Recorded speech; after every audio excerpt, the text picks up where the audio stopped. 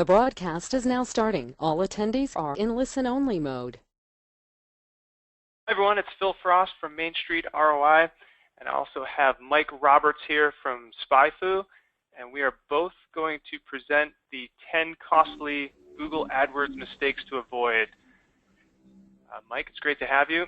I'll give you a slide here in a minute so you can introduce yourself. Before we do that, though, I do want to get housekeeping out of the way. If you're not familiar with GoToWebinar, there is a questions box that should be in the upper right-hand corner of your screen, and you can just type a question in there. I saw Gerald said morning, so good morning to Gerald. I know you found the questions box. For everyone else, it should be in the upper right-hand corner. I always recommend you turn off distractions, just get the most out of these presentations if you're not also checking email and scrolling through your Facebook feed. And then to see who's on today, I do have a quick poll I want to show you, and that's just to get a feel for how many folks are advertising. That's the first question here. So on your screen it should say, are you currently advertising with Google AdWords? And I see about 80% so far are saying yes. So I'll leave that up for just 5 more seconds. All right, and then the next poll, just to see how big the accounts are. This next question is, what's your current or anticipated monthly ad spend? I did a webinar recently, and I was actually surprised. Everyone was $1,000 or less, so a lot of very small budgets.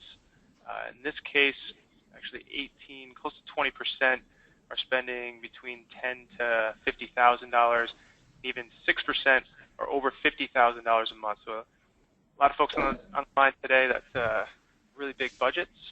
This is a really cool feature. I don't think I've ever seen this or maybe I've never seen anybody use it in GoToMeeting, but this is pretty awesome. I don't know if the attendees can see the results as they're coming in, but we can see them, and the lines on these bar charts, they just like sort of grow. It's like live, and you can see how many people are answering. It's actually really amazing.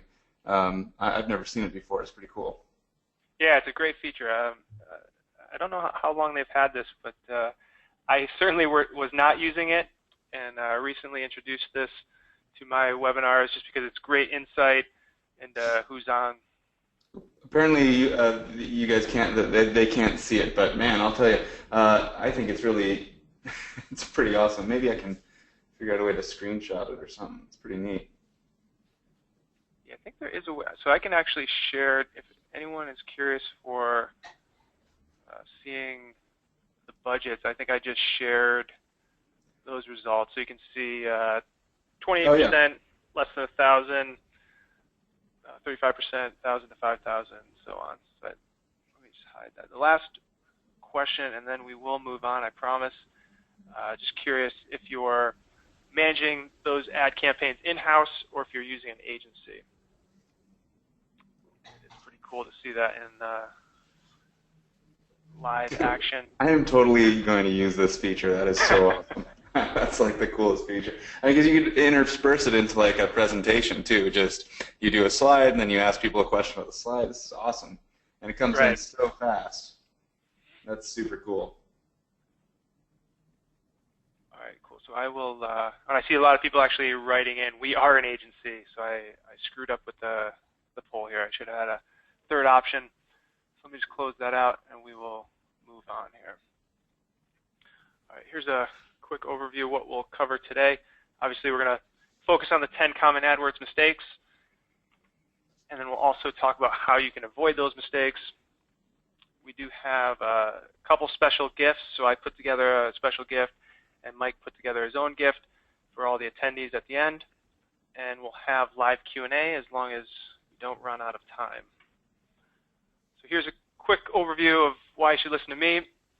Again, Phil Frost, the founder of Main Street ROI, and our business provides digital marketing services as well as training. And to date, we've helped over 2,000 businesses with their digital marketing, and my thought leadership in this industry has been featured in Forbes, Inc., Amex, as well as Mashable. And my favorite slide is right here. I'm also the proud father of that cute girl there. That's Violet on the left. She's almost 4 years old. That's my chubby son, Emmett, in the middle. He's about 1.5 years old. That's my beautiful wife, Erin. And that was taken a little while ago on the Upper West Side of Manhattan, where we live, during Emmett's first year birthday. I see they have some delicious beers there on the wall. That sort of catches my eye. Sculpin IPA Yeah. San Diego beer. Yeah, when I show this slide, I'm always wondering who will catch that. This was at a beer garden. Yeah. There's a Upper West Side beer garden that we like to go to. Are you a beer fan as well? Yes. Yeah. Mm-hmm. My brother actually started a brewery in Connecticut. Top Shelf. Oh, is that right? Yeah. So does he brew his own beer? Yeah, and I actually bought him his first brewing kit. I don't know how many years ago, but if that takes off, he owes me some money for getting him into that. That's pretty cool. You have a beautiful family. I actually feel like I should have a slide of my family, but I don't. I'm Mike Roberts, the founder and CEO of SpyFu. I guess we're celebrating our 10-year anniversary. We probably should have made a big deal about that, because we've been around for a while. Most people that are in the industry probably feel like SpyFu's been around forever. If you're not familiar with us, you can go to SpyFu and type in any website and see every keyword that they've ever bought on Google. You can see their entire ad campaign, and that's true for about 99% of campaigns. You can see we've been collecting the data longer than they've been advertising on Google, right? Because we've been doing it for 10 years. So you take like Groupon or something like that for as an example. We've been collecting the data for like 4 years longer than they've even been a company. So there's a lot of depth, and you can learn a lot from your competitors' mistakes without having to suffer through them yourself. And that's kind of the core idea. We're talking about AdWords today, so I'll focus on that. But we have the same functionality for SEO. We're out here in the West, in Scottsdale, Arizona. Started the company actually in my garage, in my house, and we've grown over the years, and still constantly, actively building a better product. So that's me. I have a family also. I should mention them. I have a 6-year-old and a 4-year-old, both boys. No pictures, though, unfortunately, no pictures. You're in control, I think, so you can flip to the next one. Yeah, sorry about that. I was actually clicking it and it wasn't moving. All right, so let's dive in. 10 AdWords mistakes. So what we'll do today is we'll actually alternate. I'll start with the first mistake. Mike can certainly chime in as needed, and then Mike will take over the second mistake, and we'll just keep alternating. All right, so mistake number 1 is targeting search and display at the same time.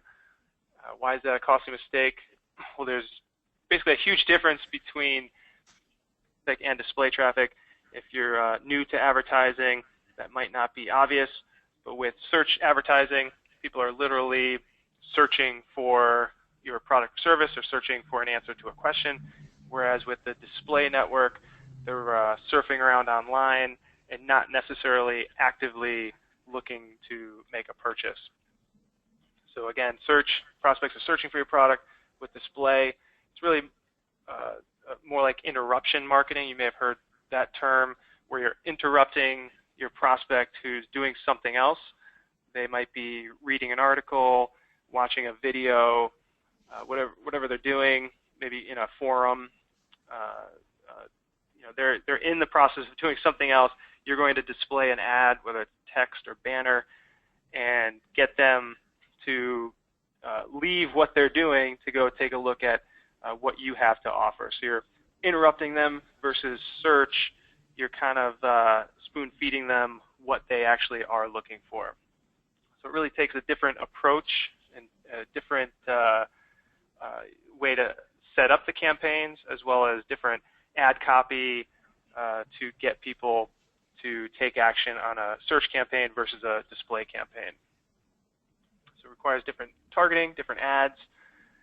And just kind of a warning here, Google does encourage advertisers to target both networks in one campaign. They've gotten better at this, but when they first started, they would just default into both the search network and the display network. And when I would talk to new advertisers, they actually wouldn't even know that they were advertising on the display network. I'd add something to that too, and that is that ordinarily you want to track your search stuff almost exclusively. I mean, you're going to track it with clicks, right? So click is your action. With display, click is an action, but view through is also a metric that you would be paying attention to. Because you don't necessarily, it turns out that the people that click on ads, especially display ads, are oftentimes not necessarily doing it on purpose, and they don't do it nearly as frequently. I would personally add one more thing to this, because it could actually be another slide, but I think it's not, and that is that, that Google has search partners, and you would want to not treat the search partners the same, most likely as well. Search partners include like AOL and stuff like that. So you those aren't going to be the same customers, especially if you have a business-to-business product. The difference between like Google and AOL and the search partners is really striking. Difference between Google and Bing is striking, much less Google and AOL. Yeah, it's a great point. That could definitely be another slide to make sure you're segmenting and looking at the stats for Google versus search partners. Totally agree with that. So the solution's fairly obvious for this mistake. You want to create unique campaigns for your search campaigns and a separate campaign for display. To what Mike was just talking about with the search network, you can create a campaign just targeting the Google network, but you can't create a campaign just on the search partners network. Just kind of a heads up there. So you want to use, it's called the search network only option, use display only network. And I wouldn't recommend, there's a newer option, search network with display select. So it's just another way that Google's trying to get advertisers to target both at the same time. And as we were just talking about, that's generally just not a good tactic for your ad campaigns.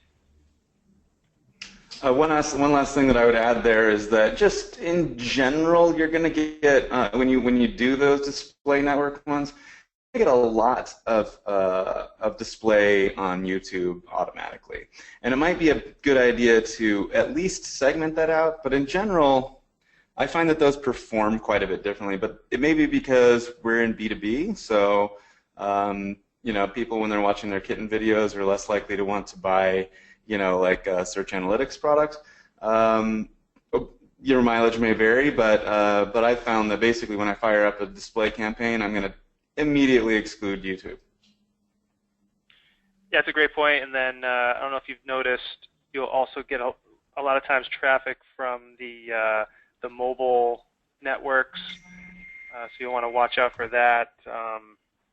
And then the other option would be to target Gmail specifically as well. So I guess the key takeaway there is just to be monitoring your placements and look to exclude anything that's not performing. Oops, there we go. So Mike, this one's mine, right? Here. Yeah. Okay, cool. So yeah, you can go ahead and just flip to the next one. And maybe just show them all because I don't know the order that these things show up in. So so when you first set up a campaign, when I first set up a campaign, I thought what I should do is just put in all the keywords that I want to show up on.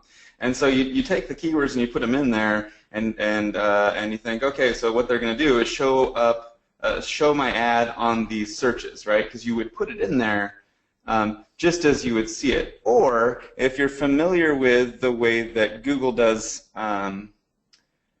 when if you're a good Google searcher and you put quotes around things when you want to like be exact, you would think, oh, okay, I'll just put quotes around my stuff if I only want this to show up. Turns out neither of those are actually what we think that they're going to be when we first start using Google AdWords, right? You actually have to put these brackets around things in order for things to be exact. And back in the day, exact meant you're only going to show up on, if you're putting in NYC plumber and you put it in those brackets, that you're only going to show up on that exact match keyword, on that exact search. Turns out that, like I guess about a year and a half ago, Google changed it so that exact match now doesn't mean really exact match. It means exact match plus close variance, which would mean like New York City plumbers or misspellings of plumber or New York City or something like that, right? So it's a little bit of they're going to do some level of expansion. And so we recommend generally that you start out with these exact match keywords. You want to build a nice long list of it. You could alternately start out with phrase match keywords and then promote from there. But you'll kind of get in like less trouble if you do the exact match thing, meaning you'll waste less money. It sort of depends on how much money you're willing to waste in the beginning. It's sometimes a good idea to waste a lot of money in the beginning, actually, if you have it. So there's more than one strategy in terms of, do you want to expand, like start small and then expand, or do you want to start large and then start excluding? And that really depends on whether or not you're like a bootstrapper or whether or not you're like somebody that wants to bring something that you know is going to be successful to market right away. Okay, so there's not one single strategy to your match type stuff, but it's important to understand how these things work. So the exact match, when you put it in brackets, will actually deal with your misspellings and your pluralities. When you do NYC plumber in quotes, that's going to have anything. That's very similar to how you would expect it to work in the Google search engine, in that any keyword, any search that has that exact phrase, and actually phrase match also expands to, you know, misspellings and plurals. So if you put in the best New York City plumbers and you're advertising on that keyword as a phrase match, you'll show up, okay? Now, NYC plumber and broad match. Broad match is like, I just basically don't recommend that you ever use broad match really under any circumstances unless you're just, unless you just want to discover something. But there's easier ways to discover things. I recommend one tool, which would be SpyFu. Easier ways to sort of expand to understand like your niche than to just put in a broad match keyword and see what comes back. But in this case, broad match will potentially show you on like, so you have New York City plumber, you might show up on like, how about like pipe wrench or something, or like you might show up on like Super Mario Brothers. Like literally, I'm not joking. This type of thing will happen if you're advertising on the keyword Ferrari as a broad match. You will show up on like on the search for Lamborghini. That type of thing actually absolutely happens. It's kind of something that like doesn't offer you any control, but Google will try to do a pretty good job. But remember that Google is always going to do what's in their best interest, and the thing that is in their best interest is maximizing effective CPM for their page. Okay, so keep that in mind in all things. I think that's it, right, for this one. Yep. Is there another slide for this one? Oh, so solution. what's the solution? You pretty much hit on it, but there you go. Yeah, so you say use phrase and exact match first. I say use phrase and exact match always, but yeah, modified broad match is pretty sweet too. It's certainly an option, but you would just never use actual just broad match. All right? So then we you didn't must have an use example of modified broad match back there, okay? So can we go back to the previous slide? Sure.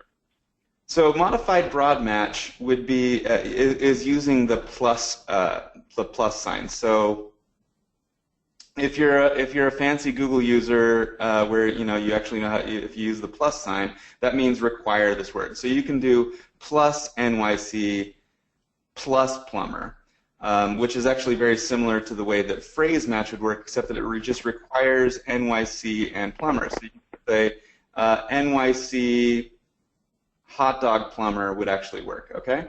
I don't know what the hell a hot dog plumber is. I just can't. Whatever. You could also do plus NYC space plumber, and then the plumber part not being actually plussed would only require NYC. So then you would have something like, NYC, literally anything, but it's just going to broad match to plumber. So you would have like NYC carpenter or NYC, I don't know, some other trade, drywall or something might show up. Make sense? Okay, now on to the third one. All right. So the secret there with modified broad, and as well as phrase match, you do want to have negative keywords. So the mistake number 3 here is actually missing negative keywords. A lot of accounts neglect this. So a negative keyword is basically just telling Google, I don't want to show for a particular word or a particular phrase.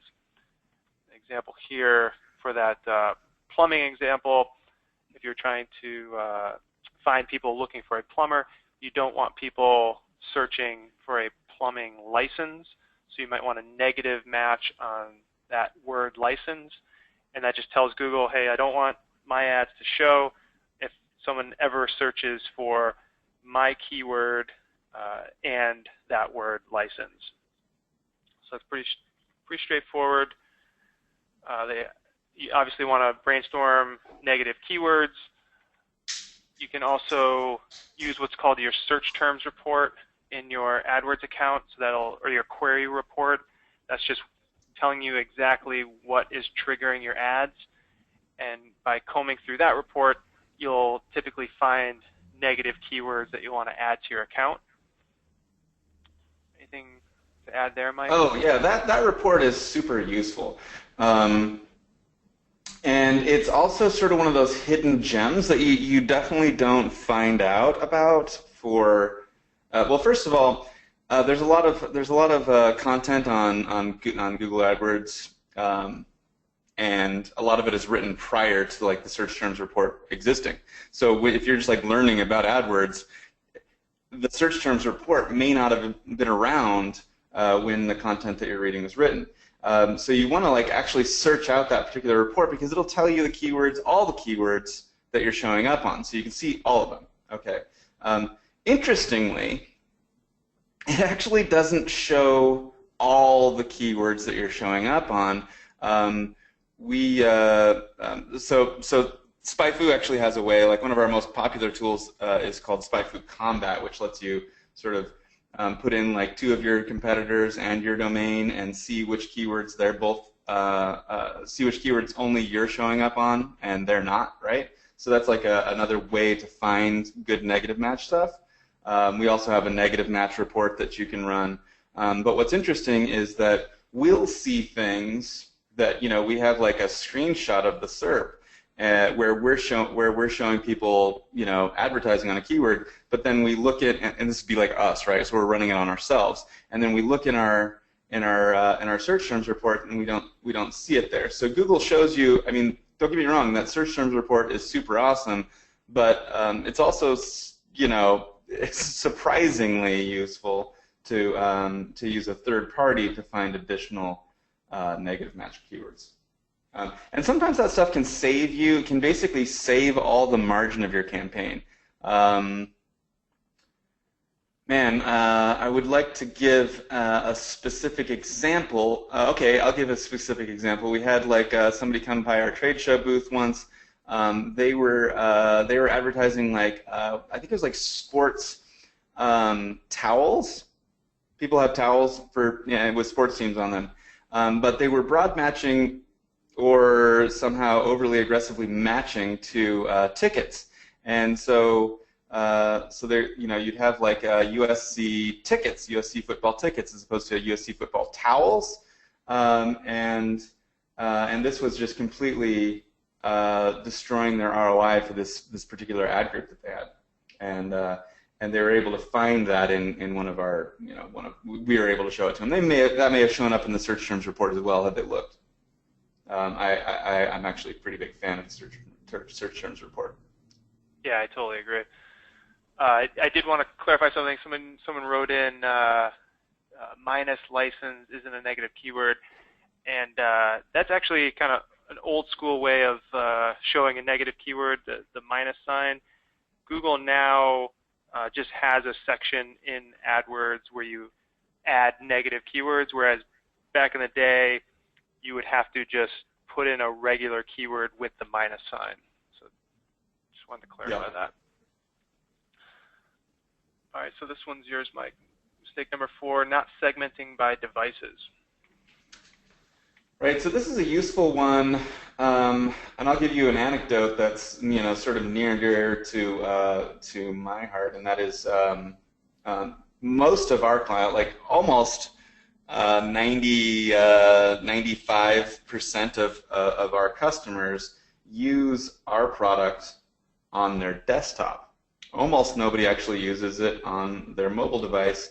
And it kind of makes sense when you're doing when you're analyzing numbers and doing all this stuff, you're pretty much on an actual machine. It's possible that when you're out and about, you want to look up somebody and see what your competitors are doing, or you're in a client meeting or whatever. But the vast majority of our users use this on desktop, and consequently, our conversion rate, from somebody buying the product happens much more frequently on a desktop level. So we do advertise on to mobile stuff. We target mobile devices, but we don't want to pay quite as much, right? Because we're much less likely to get the right ROI on that. And it used to be that you could just turn off mobile, but now what you have to do is decrease your bid, and you can decrease your bid amount to 0%. There's obviously a flip side to that. If you have a product, if you have something that you're selling that's highly mobile, less desktop, I mean, basically what you want to figure out how to do is identify your metrics by device if you think that that's going to be something that matters, to your business. It may be that you have something that's neutral, and you don't have a great disparity. In our case, it's important for us to segment because we get significantly higher ROI on desktop. I think you're talking about making sure that your stuff is mobile friendly, right? Can you go back to that? Yeah. That's important above and beyond. Above and beyond anything else, though, right? So you must, your quality scores. Okay, so just for the sake of AdWords, you must have a mobile-friendly site. Yeah, your quality score will decrease if your landing page or your home page don't show up well so you need to pay attention to the landing pages and your home page. All the other pages are whatever. It's important, but it's more important to your AdWords account that when somebody is on a mobile device, and this is even if you're bidding 0%. Okay, Google's going to adjust your quality score regardless. So you must make sure that that your site is mobile friendly, that your landing pages and your home page are mobile friendly. I'm not sure. I'm kind of hiding this link. Is this Google Webmaster Tools? Yeah, Google. Sorry, what is it called? Google Search Console now. Yeah, you'd use Google Search Console. You can also use Bing Webmaster Tools. Bing's Webmaster Tools are actually really awesome. They're pretty intense. Mobile friendly is a whole subject in and of itself, but you'll get an organic benefit from it too, because Google's going to send you more traffic on the organic side when you sign into the webmaster tools and you view your own site in the search results, it'll tell you whether or not your site is or the page that it's looking at is mobile friendly, or if it's got any issues. Just run those site audits or those page audits and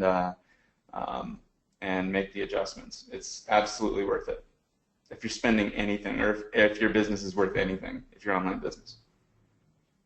Go ahead, go next. All right. Solution, yeah, bid modifier to negative 100%. What's this other one say? Yep. Oh, well, I guess I didn't really say that, but that would make sense. Create mobile and tablet optimized landing pages and sales pages, sure. You definitely have to have this, absolutely. Without a doubt, everything will be horrible if you don't. All right, so mistake number 5, just targeting the wrong keywords in the first place. Just kind of taking a step back in terms of doing keyword research. There's really 2 types of keywords out there. There's what we call research intent keywords. That's where someone is doing research about a topic, but not necessarily looking to schedule an appointment or make a purchase. And then there's buying intent keywords, where someone is clearly looking to make a purchase. And obviously, if you're targeting research intent keywords and you're sending them to a page to try to sell a product or service, then you're likely wasting ad budget and not getting high conversions on those keywords. So this is really, there's no, at least not that I know of, no tool that will tell you, hey, this is a research keyword or this is a buying keyword. It really requires you to put yourself in the prospect's shoes and think about, what are they searching for? What are they really looking for? What's the intent behind that search? And then I like to think about it from a negative standpoint of, how could this keyword go wrong? What could they be searching for where they would not want to actually make a purchase? Anything to add there, Mike? I was actually reading reading the questions as they come in. Maybe you want to talk about them real quick. Keith asked, doesn't it make sense to have a on mobile, even if you are seeing higher conversions on desktop, so you can take advantage of mobile attribution? What are your thoughts on that? So if you're seeing higher conversions on desktop, but you are seeing conversions on mobile, then certainly play with the bid adjustments. And I'm going to assume if you're getting conversions on mobile, you do have a mobile optimized page. There are situations, and I've seen accounts where you're just not getting any conversions at all, or that conversions are just ridiculously high cost, in which case you do want to turn off the mobile traffic in those cases. Yeah, so what I was, I kind of said that we would do a minus 100% or set it to 0% or whatever, and that's kind of that's not necessarily actually what we do. It's like kind of like the maximum thing you could do if you were doing mobile. So what we actually do is we try to segment that stuff out and have mobile campaigns and not, and then we can control what how much we're actually bidding, and sort of change the messaging potentially, change the landing page. It's a different buyer for us, so we need to treat them differently. I guess the point is, it's just very different behavior for us, desktop to mobile, just because of the nature of our product. I think that the question that really is kind of most important to this one is, what's your opinion on bidding on competitor names as keywords? Do you want to answer that? What I've found, a lot of times for those what they call like a conquest campaign, Google has made it harder and harder to advertise on competitor names. A lot of times it's just going to cost a lot, or you're just not going to show for those keywords. Google just gives preference to that actual brand, and that's likely because that's what someone is searching for, that's what they want to see, and the click-through rate is going to be so much higher that Google's going to reward that advertiser with a top placement. I'll give a real life example. Do you remember Keyword Spy? Yep. Back in the day. So Keyword Spy was like a competitor of ours. They kind of came on about a year after we launched. Have very similar product, and they're now more or less. I think that their site is still up, but they're mostly. I don't know. They haven't updated it in like years, right? So.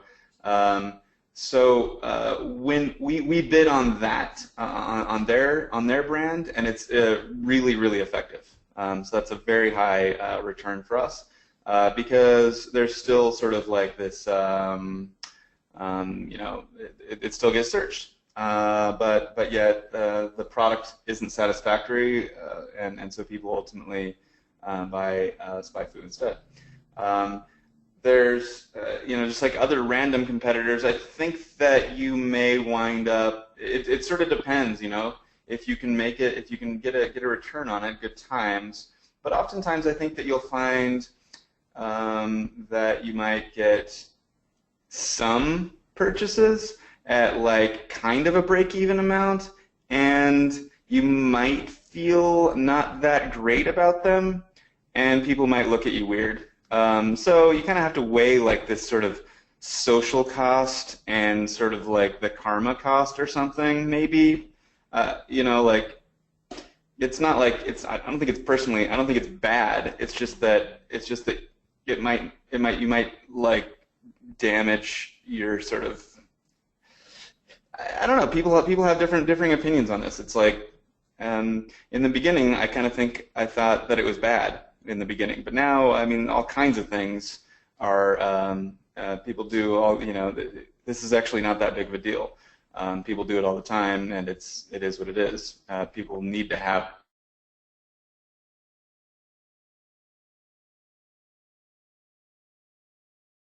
the search page, the again. So Yeah. Sir.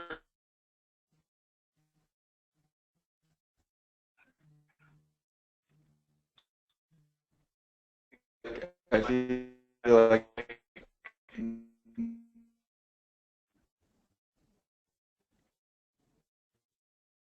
Yeah, still in terms of compared as my work, it won't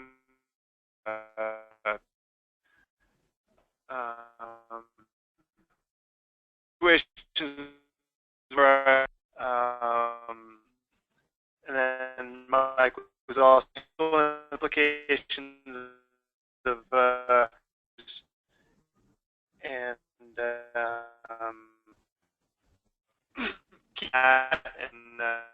competitors obviously can do the same in the ad network.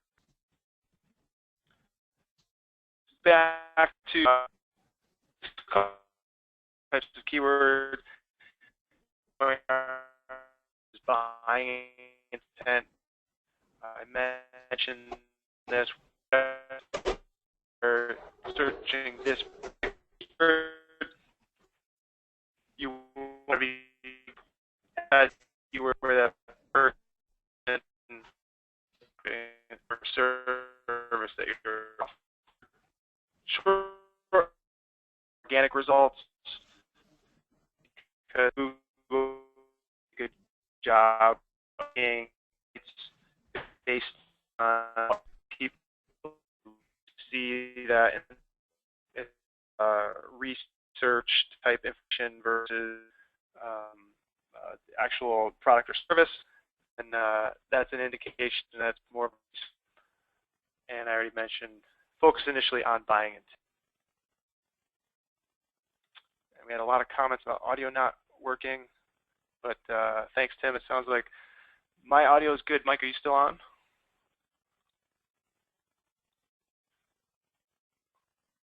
looks like I might have had some problems too. So I apologize for the audio problems. I think we lost Mike. But Mike, if you can hear me, I see you are on. Hopefully you can hear me, and you can just dial back in. I know you were using the internet for the connection. Hey, Phil, you there? Oh, there we go. Yes. Yeah, I just dialed back in. I don't know, the internet is kind of, I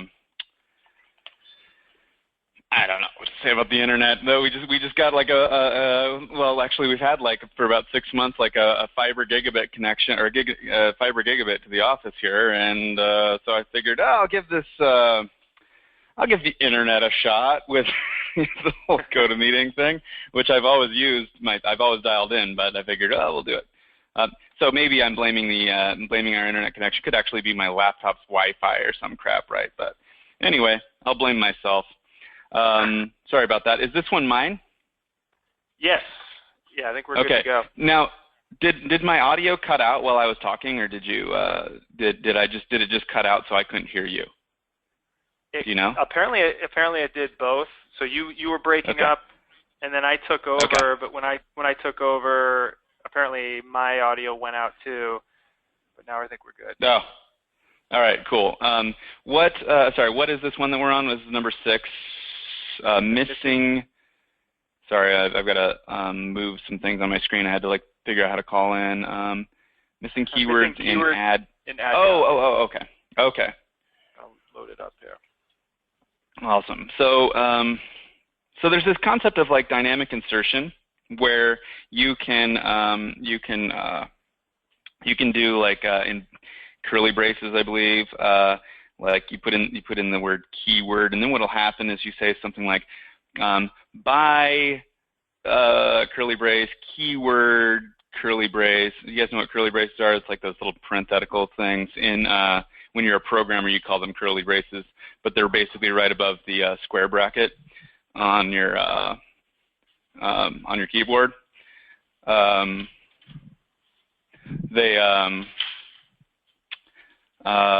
So anyway, then what'll happen is if you're advertising, so I said buy curly brace keyword.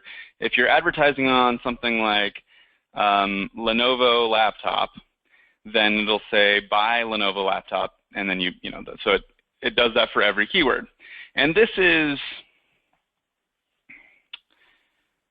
and you can default that to something else, right? So you can then default it to like laptop in case the Lenovo laptop, or you do like something like X1, I don't know, 5th generation Pentium. If the keyword is a really long keyword, it'll just default to something shorter that you set.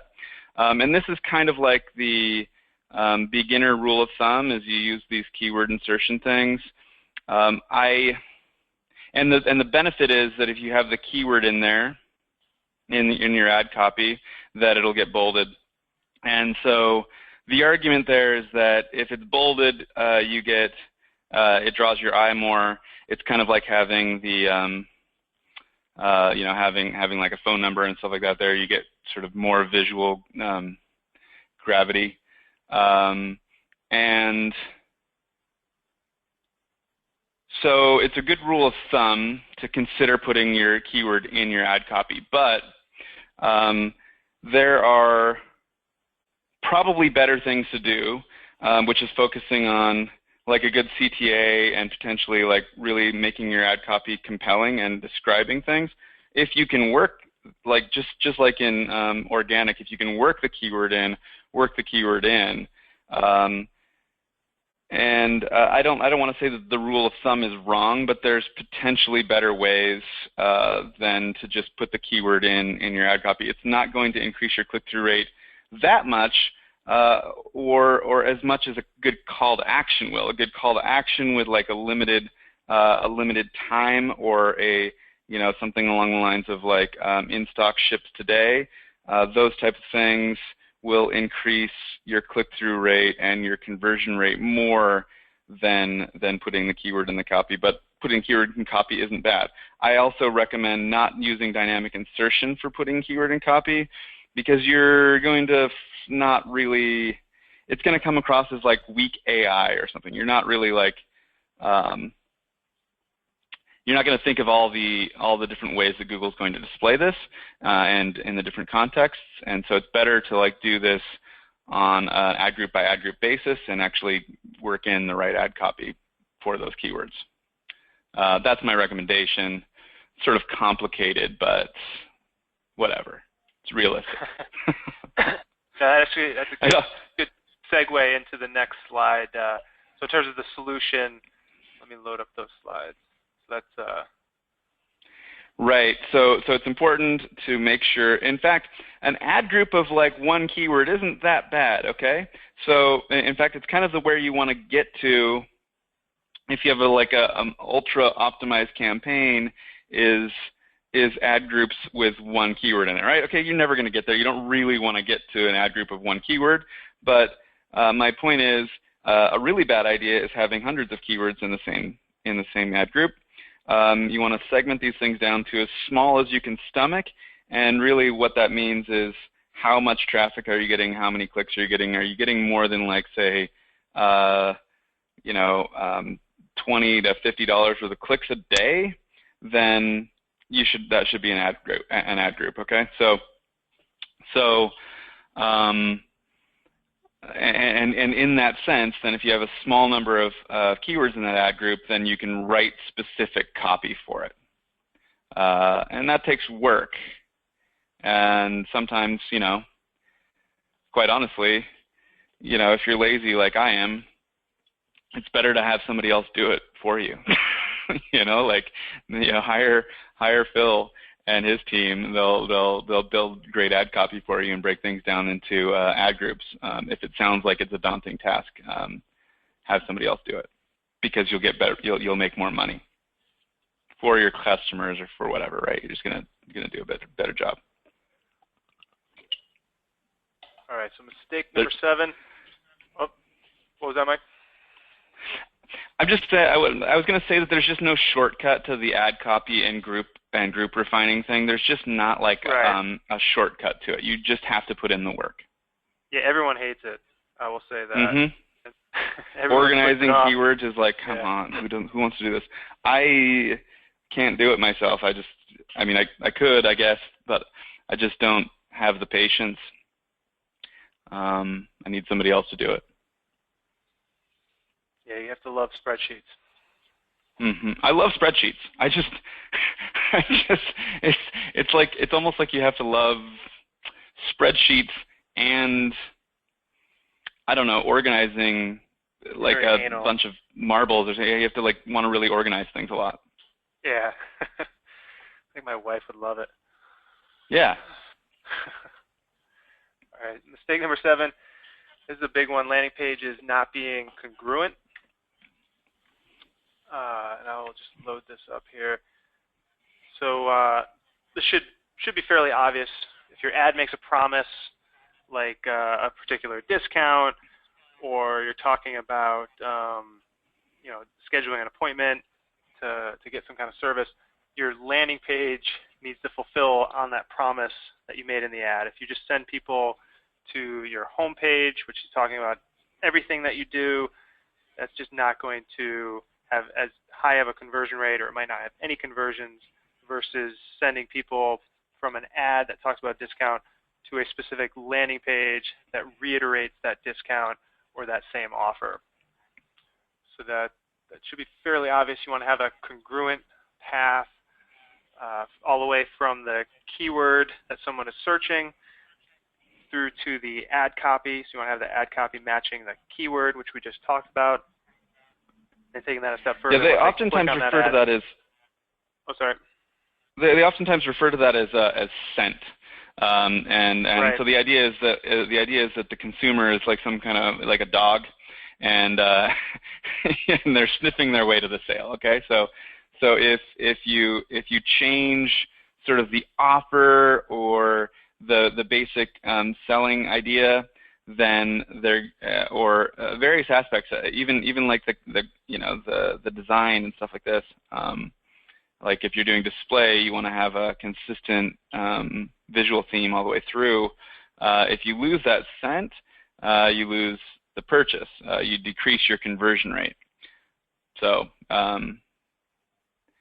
the more that you can refine that, and I've found, I'll just give a random real-world example. We used to have, and it doesn't really have that much to do with actual PPC, but PPC is all about buying, right? So we had a visual difference between our like shopping cart, our buy pipeline we call it, and the rest of our site, right? So there's, you know, because it was a different. It wasn't hosted differently. It's just that we wrote it at a different time, so it's actually just different code, and so it just looked a little bit different. And I thought, this isn't a big deal. We don't really need to, like, you know, focus too much on just redesigning the, you know, buy process, because who cares? It's a functional piece of thing. People are going to, like, buy or they're not going to buy. Turns out that keeping that visual aesthetic all the way through added about 15–20% to our conversions, which is pretty enormous. That's like, you know, lots of money, and I was super surprised by that result. But that's an example of scent impacting things. Yeah, and I'll follow up with another example of where this can go wrong. Is if you're doing a lot of split testing in your ad copy, and then on the landing page, and then, as Mike said, maybe further down the line in the buying process. What can happen is you might be testing different designs on your landing page, but then the actual order page doesn't match that design. That can be a problem. That'll kind of throw off that whole split test. What you really need to do is, let's say you're testing 2 different designs on a landing page, you need to make sure that the following pages after that match that design so that you don't lose the scent, as Mike's saying. Yeah, or at least, I mean, I would say that that if you're doing split testing on your ads and split testing on your landing pages, you know, when your control is basically, you know, successful or whatever with the scent, and then you're testing a variant and maybe it's splitting, then I wouldn't necessarily be too hung up in not running the test. You should run the test, but at least give the variant a benefit of the doubt if it's going to lose the scent, because you know, you'd need to change the way that those things align, you know, with the ads. This is kind of a pitfall of multivariant multivariant tests as well, when you're doing that stuff. Right. But you know, it's better to run the test, because sometimes, you know, like this 15–20% thing is kind of like what you're going to pick up with the scent, but you might pick up like 50–60% with like a good solid split, you know, or even more. Yep. Yeah. So either take the time to match the paths, or, as Mike's saying, just keep that in mind, that could be skewing the results, especially if you're making the decisions based on the ultimate sale versus just the conversion on that page.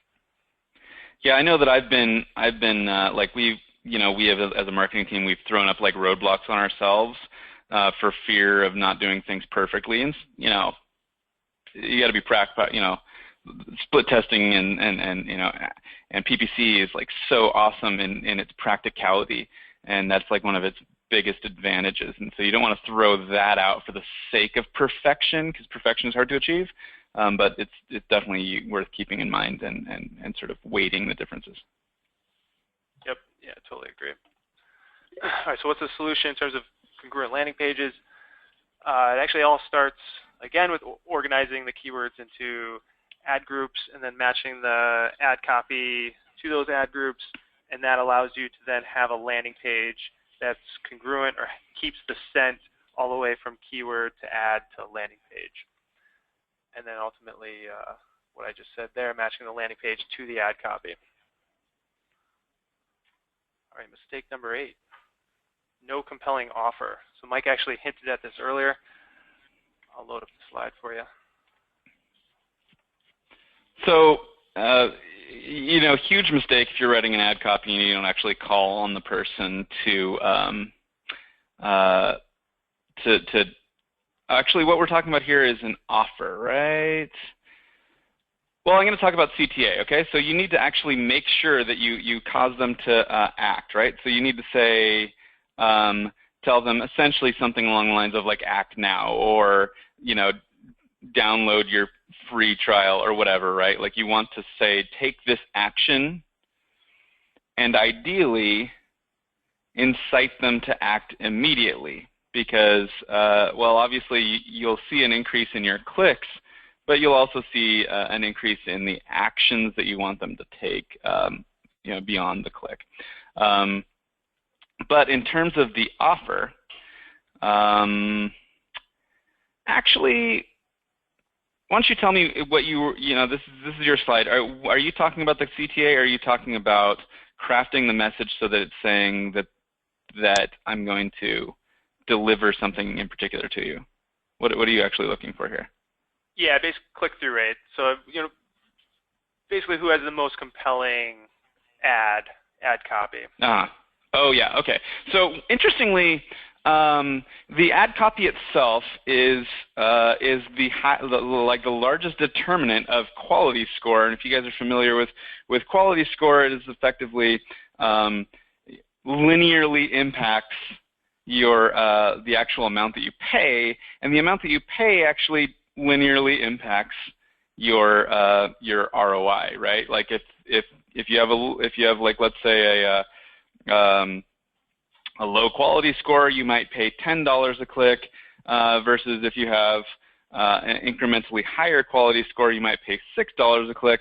And then of course, no matter what, you're going to require, let's say, 10 clicks in order to get a sale.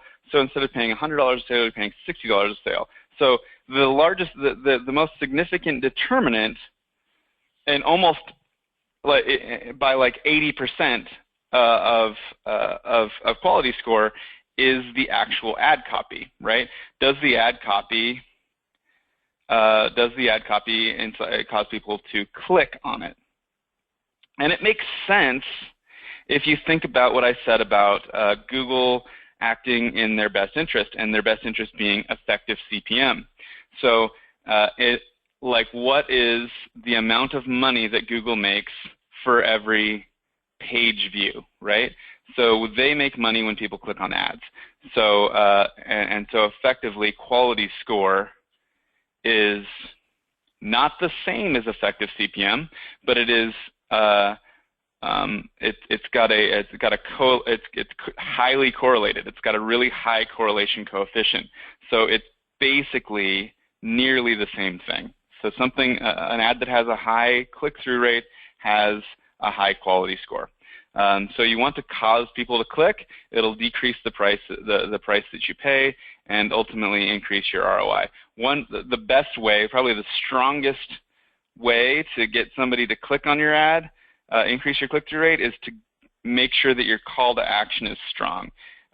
We've written quite a few articles because we have like billions and billions of these ads, and we have like reverse engineered quality score and figured out what like bits of things cause people to click. There's a lot of tricks. Turns out that something like free overnight shipping isn't necessarily as good as in-stock ships today. That type of tricky little thing is pretty cool.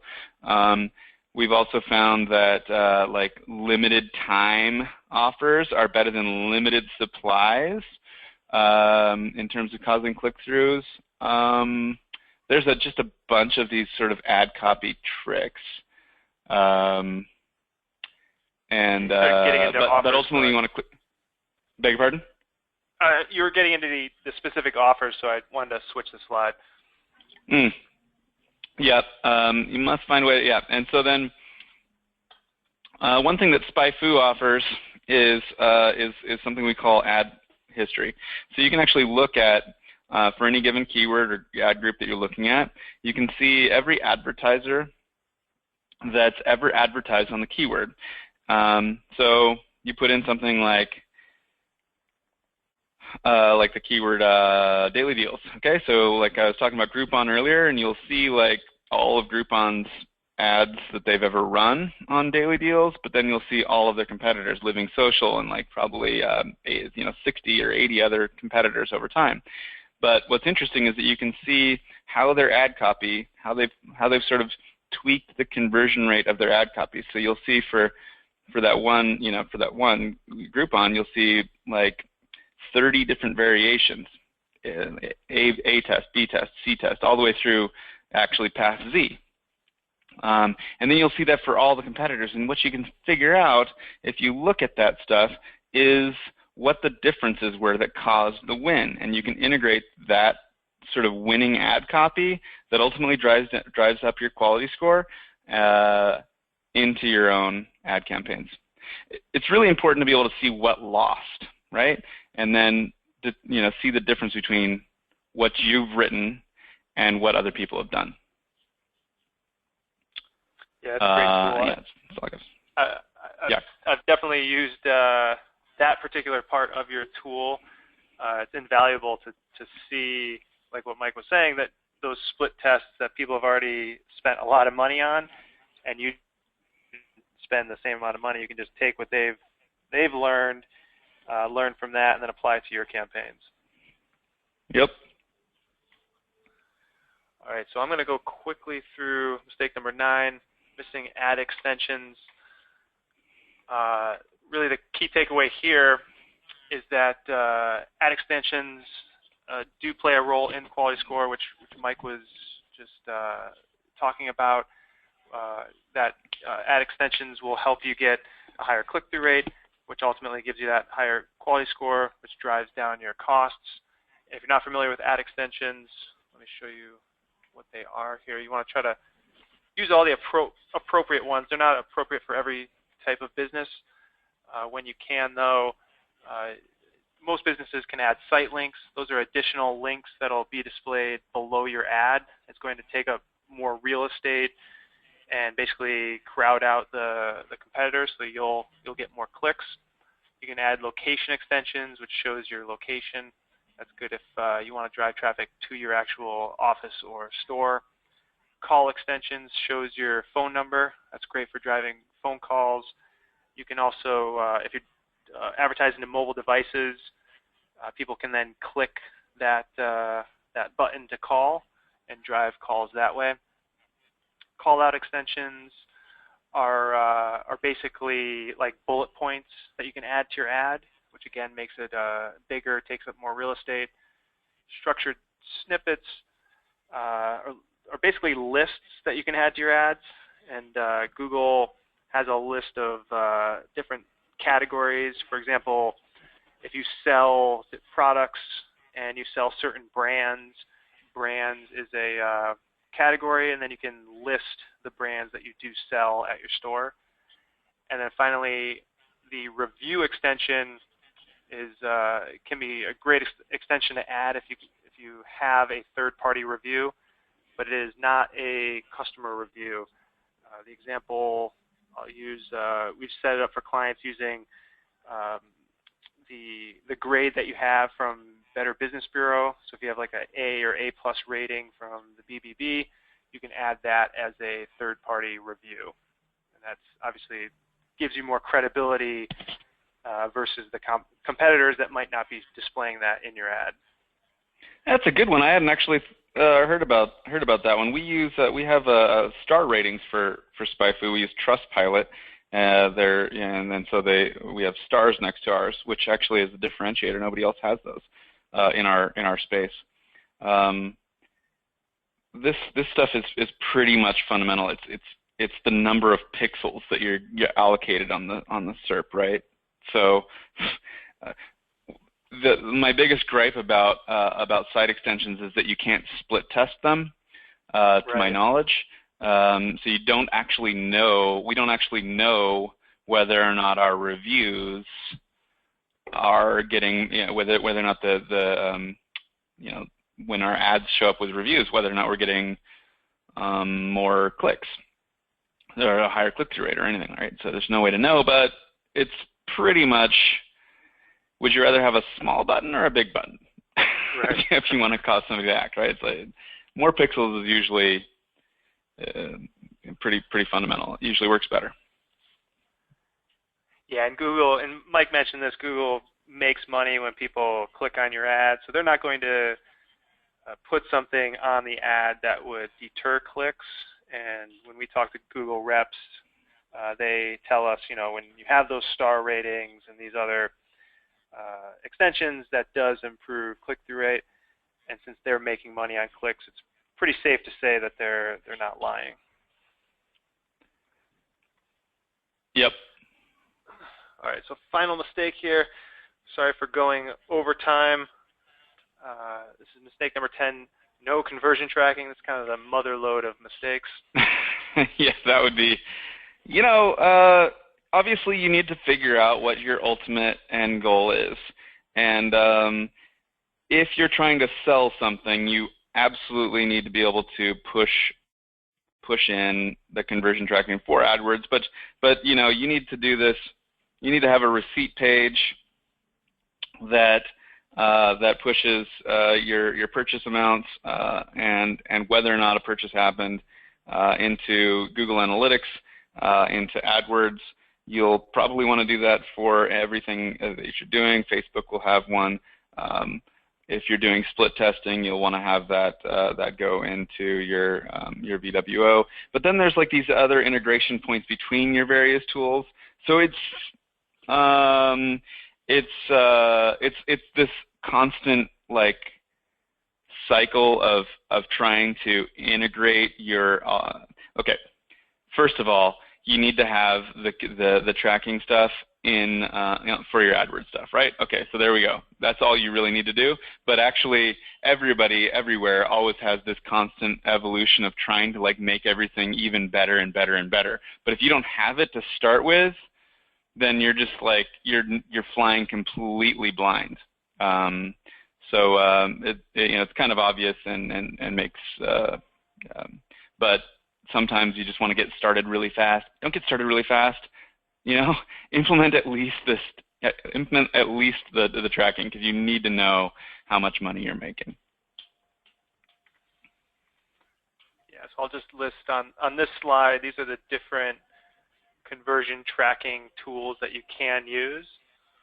Mm-hmm. Like if you want to touch on those. Yeah. So oftentimes, especially if you're like a local business, you don't maybe sell something on your website. So before you start advertising, before you do anything, well, let's just say before you start advertising, you need to figure out what your goal is.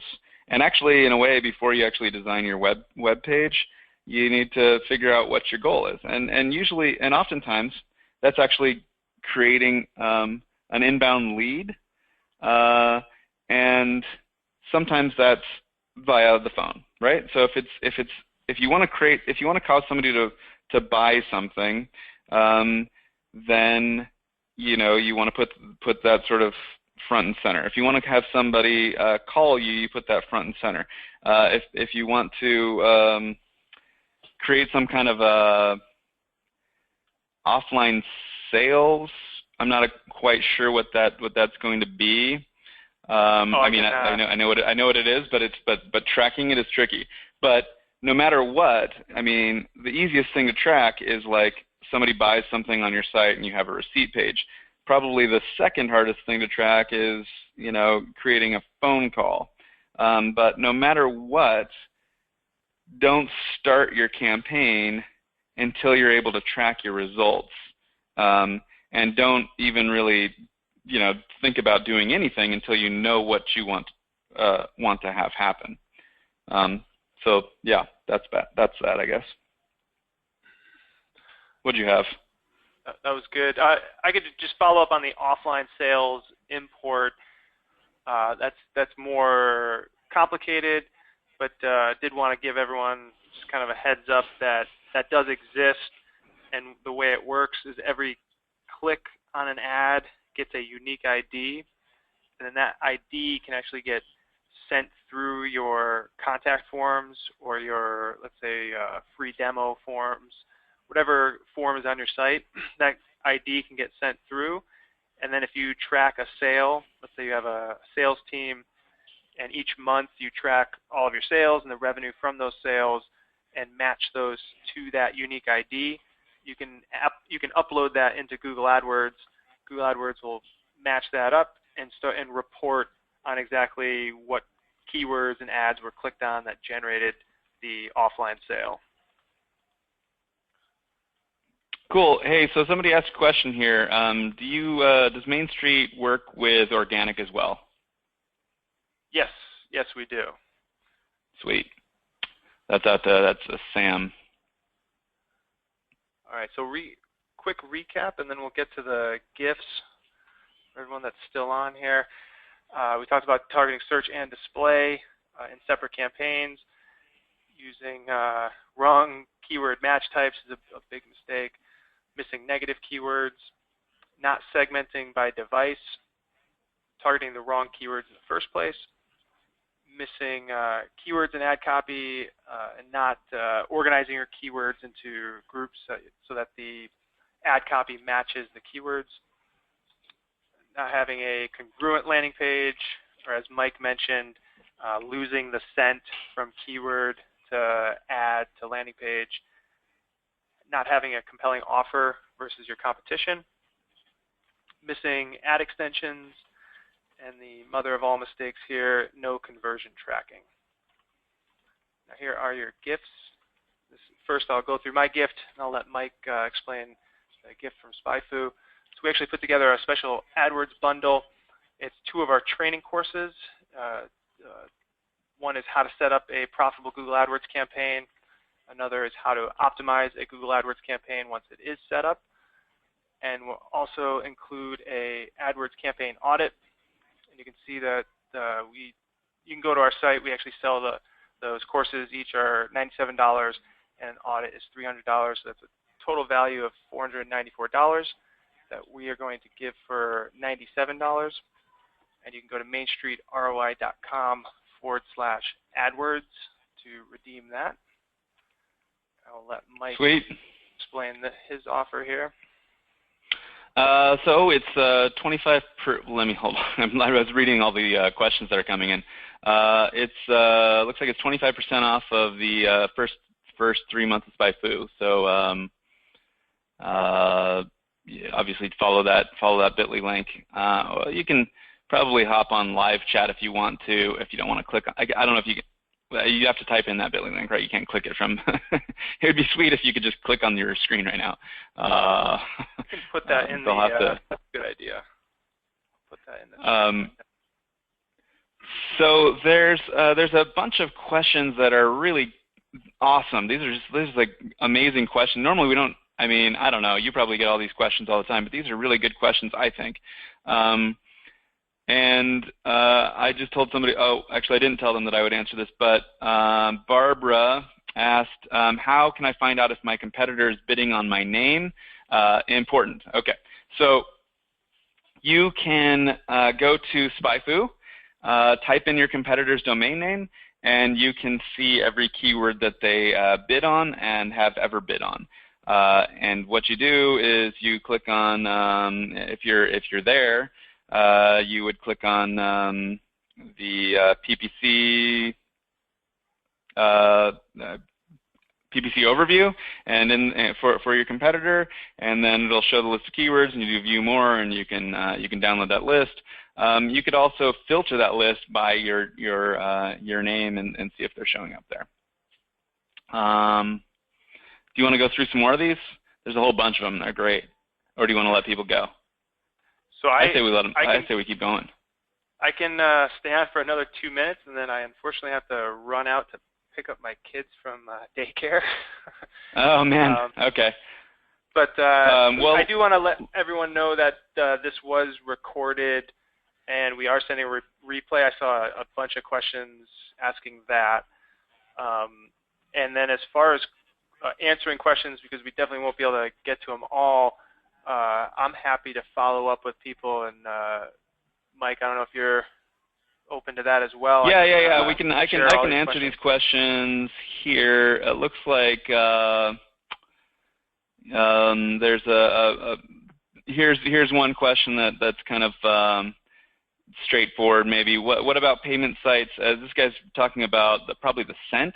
What about payment sites hosted on third-party websites? Sorry. What if a customer is directed to a third-party site that doesn't have the same brand or look as our colors? I would say that you should try to modify that site using CSS. Oftentimes you can upload your own style sheets, or you can they have like some built-in ones to try to keep things as consistent as you possibly can. Usually, if it's a hosted shopping cart, you'll be able to at least put in your logo and stuff like that. And quite honestly, if you're making decent money on it, I recommend just controlling that entire process. It's not going to cost you much more than $30,000 or $50,000 to probably build something, and then you own it, and then you're good to go. You can test the crap out of it. That's my recommendation. Do you have one for that? Yeah, I totally agree. A lot of times what I'll recommend is having an intermediate page. So rather than shooting people to that other site, sending them to your site, controlling that, and then having some kind of multi-step process where you can collect their contact information on your site that's still branded, and then shoot them over to that final checkout page that's on the third party, and that at least gives you the ability to follow up via email marketing if they go to that site, get freaked out, and don't actually complete the purchase. So I would do that, and then I totally agree with Mike that it's worth replicating that order process on your own domain. I'm answering some of the bunch of customers are asking about existing customers for the SpyFu thing.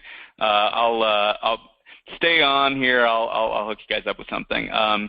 There's one last one that I think is kind of cool. It's doesn't the ad call tracking take away from listings accuracy when adding a different phone number? Why don't you answer that one, if you can? Sure, that's a great question. I believe you're referring to having business directories set up, and you're referring to local SEO and the importance of having the same phone number on your website compared to, let's say, the other business directories that you have set up. That could be hundreds of sites. That is super important from a local SEO standpoint. And from a call tracking standpoint, you don't want to have a different phone number just listed on your site hard-coded. The way it works is it's using what's called dynamic number insertion, or DNI.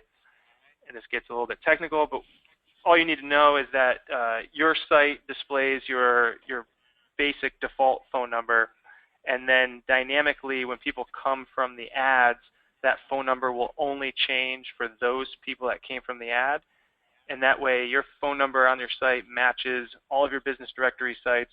It's all good from a local SEO standpoint, but you can still track the phone calls from ads because that's getting dynamically changed only for the people coming from the ads. And that's using what's called DNI. Well, that's pretty cool. That's do you have time for one more question? Sure. Or do you have to bet? Okay. So this one I think it relates directly to you. So the agency we use hides AdWords from us so we can only see what comes up in Google Analytics. Is this standard practice? So I can't speak for all agencies. We do not do that. I do know some agencies do that. And just to clarify how we work with clients, we're totally transparent, and that's one of our values as a company. We're totally transparent with our clients in terms of giving them access to the AdWords account or any other ad network. Our clients own their own accounts. So if they did decide to go with somebody else, they own it for better or for worse. Probably not a good business model on our end, but that's what we do. And then that way they can see exactly what's going on in the ad account. And I think that's the better way to do it. I'm not a big fan of the ad agencies that are more of a black box and kind of hide what's going on, and that allows them to also hide the billing in terms of, what are you really paying per click. You don't know, so you don't really know what their margin is on that. I think that the reason that some of those guys are doing that is ultimately that they want to that there's a lot of work in sort of setting up those ad groups and stuff like that, and so they want to keep that so that it's something that if you leave them that you can't just keep it. Okay, so when you're creating a contract, when you're setting up your contract with the people, that's something to ask in advance. And maybe you put that in the contract language. Maybe that's a negotiating point. Maybe you have to pay a little more to see it, or maybe you shouldn't have to pay more. But it's something you should ask. Of course, with SpyFu, of course, you can see what they're up to, what they're advertising on, what the ads are, and so that's kind of a way of keeping tabs on them if you're in that situation. I don't actually know for sure whether it is standard practice in the industry, to be honest with you, but I think transparency is probably good. Cool. So should we wrap? Yeah, unfortunately, I have to wrap. I do see a lot of questions, so it sounds like Mike's open to following up with some of these questions. I'll do the same. We will be sending a replay most likely tomorrow, and that will include a copy of the slides. And if you have any questions for me, you can always email info@mainstreetri.com. Mike, any advice for people? So here's what I'll do. I was going to just send out a thing for our existing customers. So the existing customers are asking me, like, well, what kind of discount can we get?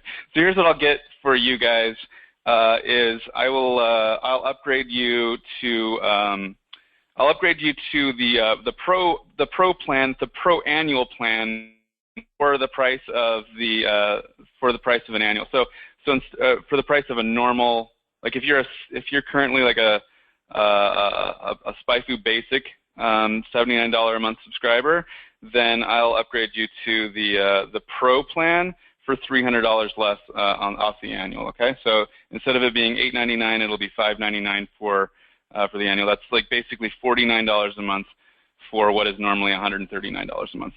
The way to get that is to hop onto live chat. So if you're in SpyFu now, go click on live chat and talk to Danielle. And as soon as I get off this call, actually, you know what? I'm going to walk over to Danielle's office and tell her that I just made that offer because I just made it up. Oh crap, Danielle isn't the one that's on live chat. I need to go find somebody else. So I'll do that as soon as I get off of this, okay? But it'll definitely work for you. All right. Yeah, thanks a lot, Bill. I really appreciate it. It's a great time. I really love the subject and really great engaged audience. Yeah, I totally agree. We'd love to do this again. Hopefully we can schedule another one. And for everyone still on, you'll get a quick survey at the end. We'd love to get your feedback on what you thought of this webinar and also get ideas for future webinars. All right, everyone. Cool. Thanks, Mike. And thanks everyone for attending. Take care. Bye-bye.